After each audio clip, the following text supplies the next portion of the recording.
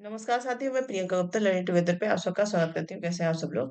तो यहाँ पे कुछ बच्चों का कमेंट आ रहा था कि एक वीडियो बना दी जाए जिसमें दिखाया जाए कि किस प्रकार से हम अपने आंसर्स को बहुत अच्छा लिख सकते हैं।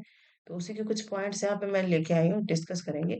और ये हमारे जो टायर 2 के जितने भी एग्जाम है उन सब में ही लागू होगा, ऐसा नहीं है केवल हॉस्टल वार्डन में। तो यहाँ पे इंग्लिश हिंदी दोनों में ही डिस्क्राइब किया गया है। आप लिख सकते हैं, स्क्रीनशॉट भी ले सकते हैं जैसे आपको अच्छा लगता है। और इस प्रकार से आप अपने क्वेश्चन को और इफेक्टिव बना सकते हैं। इसके अलावा मैंने स्कीम्स करवा दी हैं, ठीक है, जो इम्पोर्टेंट स्कीम्स हैं चाइल्ड बच्चों को लेके।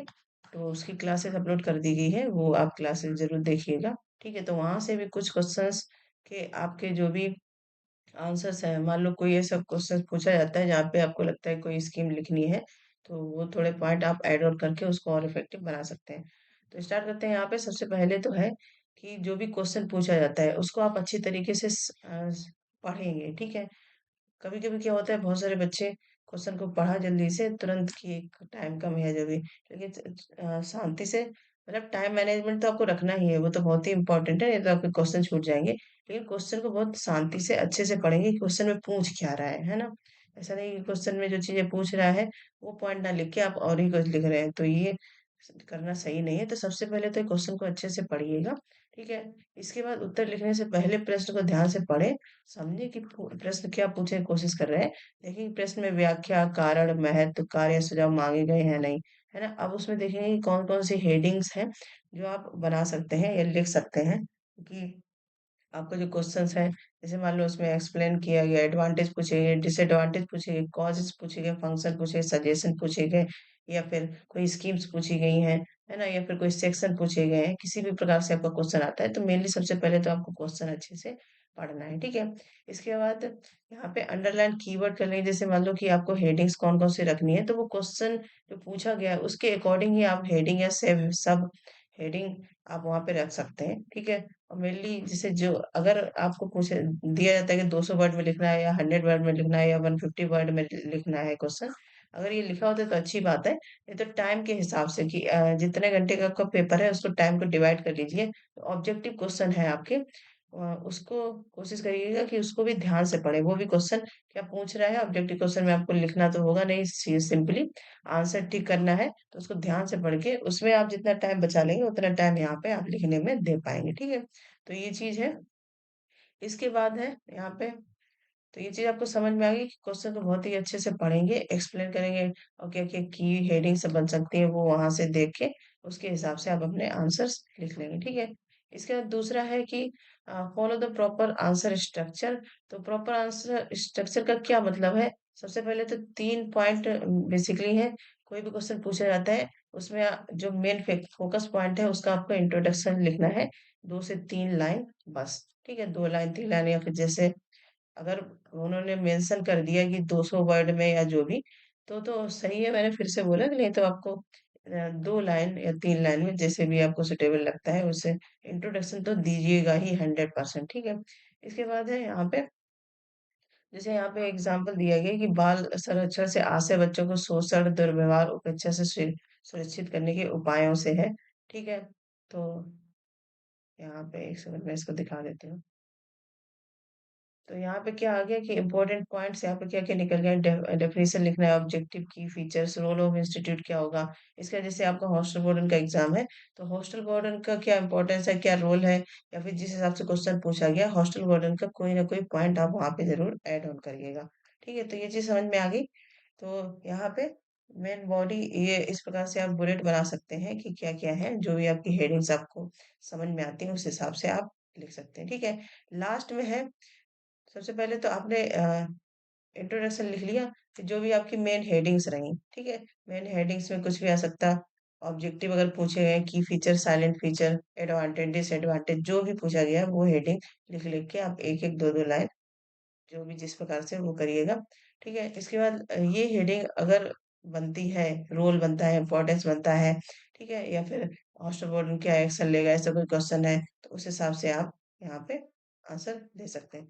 और लास्ट में कंक्लूजन जरूर लिखिएगा प्लीज, क्योंकि अभी भी कुछ बच्चे मुझे आंसर राइटिंग भेज रहे हैं, तो कुछ बच्चे कंक्लूजन नहीं लिखते हैं, लेकिन इंट्रोडक्शन कंक्लूजन बहुत इंपॉर्टेंट है, इसको मिस मत करिएगा। ये आपको नंबर अच्छे दिलवाता है, ठीक है?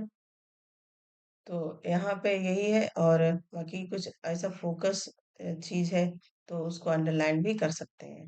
ठीक है? तो ये चीज़ समझ में आ गई? तो ये आपको यहीं पे इमेज के माध्यम से समझा दिया गया है। इसके बाद है क्वेश्चन को कैसे अट्रैक्टिव बनाना है। तो यहाँ पे आप देख रहे हैं इंट्रोडक्शन आपका हो गया, ऑब्जेक्टिव्स मतलब ऑब्जेक्टिव अगर पूछे गए या फिर ऑब्जेक्टिव की जगह पे कोई भी और भी हेडिंग आ सकती है। ठीक है? क्वेश्चन के हिसाब से जो भी आपके पॉइंट्स रहेंगे। इसका कंक्लूजन लास्ट में रहेगा ही। तो ये चीज़ समझ में कंक्लूजन भी आप 2 से 3 लाइन में लिखो। अगर वर्ड का लिमिट कुछ ऐसा है तो 1 लाइन में भी लिख सकते हैं। ठीक है? तो ये है कि आपका एक स्ट्रक्चर वे में लिखा होगा तो अच्छे से आपका क्वेश्चन चेक भी हो सकता है। ठीक है? Make the answer attractive. अब अट्रैक्टिव कैसे बनाएँगे? यूज़ हेडिंग, सब हेडिंग, बुलेट पॉइंट लिख सकते हैं ना, जैसे सब हेडिंग है उसमें भी क्या-क्या पॉइंट है, बुलेट पॉइंट आप बना दिए, जैसे भी आप सुटेबल। इम्पोर्टेंट जो कीवर्ड है उनको अंडरलाइन कर दिए, मेंटेन प्रॉपर स्पेसिंग, ठीक है? तो जैसे इंट्रोडक्शन लिखा, फिर आप स्टार्ट करिएगा, फिर मतलब एक अच्छे वे में दिखना चाहिए, ऐसा नहीं कहीं भी आप कुछ भी लिख रहे हैं। तो ये चीज़ समझ में आ गई। इसके बाद अगर आपको कुछ ऐसा लगता है कि कहीं पे फ्लो चार्ट या फिर डायग्राम पॉसिबल है बनाना, आपको अच्छे से आता है, डिस्क्राइब कर सकते हैं। फ्लो चार्ट तो आप दिखा ही सकते हैं, है ना?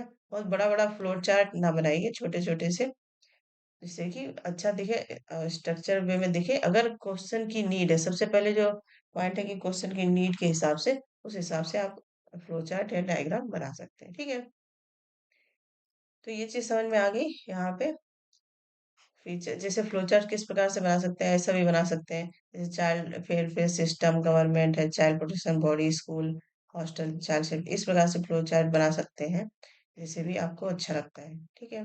और जिससे क्या है कि आपके पॉइंट भी सारे डिस्कस हो जाए और टाइम भी बच जाए अगले क्वेश्चन के लिए, ठीक है? और अच्छे मार्क्स भी इसमें आपको मिल सकते हैं। जैसे इस प्रकार से यहाँ पे आपको फ्लोचार्ट दिख रहा है, इस प्रकार से भी बना सकते हैं।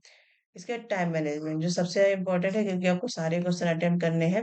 ठीक है? अभी 2 घंटे का पेपर है, 3 घंटे का यहाँ पे एज़ एग्ज़ाम्पल दिया गया है। ठीक है? आपको अगर टाइम का नहीं पता है तो आप जो मैंने सिलेबस डिस्कस किया है उसमें सब बताया गया है। ठीक है? तो क्वेश्चन को कितना टाइम देना है, किस हिसाब से लिखना है, पूरे हर क्वेश्चन का एक-एक टाइम अच्छे से डिवाइड कर लें कि इतने मिनट में इतना क्वेश्चन करना है। ठीक है? तो ये सारी चीज़ें इस प्रकार से रहेंगी। टाइम का बहुत अच्छे से ध्यान रखें और ये आपको प्रैक्टिस से सही भी हो जाएगा। ठीक है? तो इस प्रकार से आप अपना टाइम मैनेज कर सकते हैं, ठीक है? और सबसे ज़्यादा जो ऑब्जेक्टिव क्वेश्चन है, वहाँ पे अपना टाइम बचा सकते हैं, वहाँ पे फालतू का टाइम बर्बाद ना करें। आपको क्वेश्चन आता है, तो टिक करें, नहीं आता है, क्योंकि ऑब्जेक्टिव जो यहाँ पे है, उसमें भी नेगेटिव मार्किंग रहने वाली है, तो उस हिसाब से अटेम्प्ट करें, ठीक है?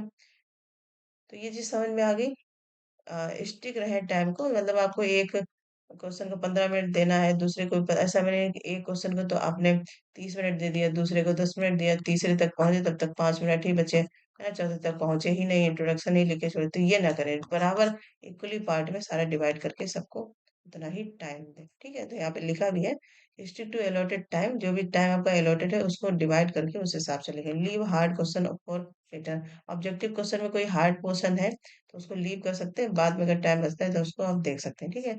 अवॉइड क्या करना है, ज़्यादा एक क्वेश्चन पे ज़्यादा टाइम नहीं देना है और रिवीजन बार-बार एक ही क्वेश्चन पढ़ते रहना, ये सब चीज़ें नहीं करनी है आपको।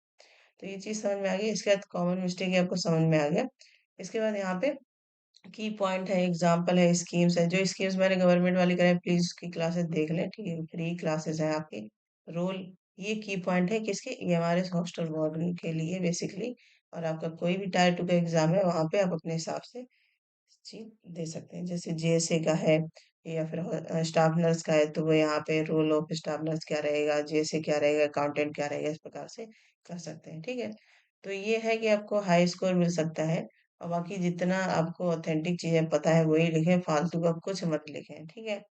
पूरा-पूरा पैराग्राफ मतलब अपने खुद के, बहुत से लोग क्या करते हैं क्वेश्चन पढ़ा अब अपने पूरे विचार निकाल के रख देते हैं, ऐसा नहीं करना है, ठीक है? जहाँ पे हेडिंग की ज़रूरत है वहीं पे हेडिंग दें, फालतू में हेडिंग ओवर ना करें। तो समझ में आ गया, क्लियर रहना चाहिए आपका सारा, कंसाइज़ रहना चाहिए, स्ट्रक्चर वे में आंसर देना चाहिए। तो ये इम्पोर्टेंट कुछ पॉइंट है, छोटी-सी वीडियो है लेकिन आपको काफ़ी हेल्प कर सकती है। तो इस प्रकार से आप पूरा अपना जो है टाइम बचा सकते हैं, इक्वली टाइम दे सकते हैं। इंट्रोडक्शन, कंक्लूजन ज़रूर लिखना है, ठीक है? इंट्रोडक्शन से ही आपको स्टार्ट करना है, तो ये सारी चीज़ें आपकी रहेंगी। उम्मीद है सारी चीज़ें आपको क्लियर हो गई होंगी, क्योंकि कमेंट आ रहे थे बार-बार, तो इसलिए इसमें मैंने वीडियो बनाया। बाकी आप लोग खुद प्रैक्टिस कर रहे हैं और समझदार हैं, तो आपको सारी चीज़ें आती ही हैं, ठीक है?